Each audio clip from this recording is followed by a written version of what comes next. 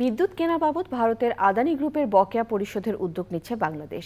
সচিবালয়ে আদানি গ্রুপের পরিচালক প্রণব আদানির সঙ্গে বৈঠক শেষে অর্থমন্ত্রী আবুল হাসান মাহমুদ আলী একথা জানান। বাংলাদেশে নতুন বিনিয়োগের সম্ভাবনা খতিয়ে দেখার কথা বলেন আদানি গ্রুপের পরিচালক। বৈঠকে ভারতের গুজরাট সহ বিভিন্ন রাজ্যে গ্রুপটির মালিকানায় থাকা 1,80,000 একর জমির বিশাল ল্যান্ড ব্যাংকে 30,000 মেগাওয়াট নবায়নযোগ্য বিদ্যুৎ উৎপাদন প্রকল্প ঘুরে দেখার আমন্ত্রণ জানানো হয়। অর্থমন্ত্রী সুবিধাজনক কোনো এক সময় ভারতে আদানি গ্রুপ পরিদর্শনে যাবেন।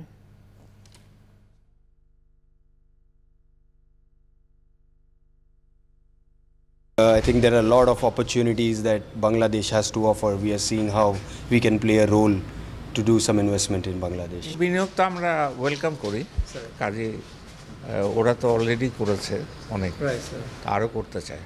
বলবো যে আমরা অপরচুনিটিসগুলো দেখতেছি, বাংলাদেশে হিউজ পটেনশিয়াল আছে। হ্যাঁ, ওইটা স্যার আর এমনি ওদের তো স্যার অনেক পাওনা টাওনা আছে, এটা নিয়ে কোনো কথা হয়েছে নাকি স্যার?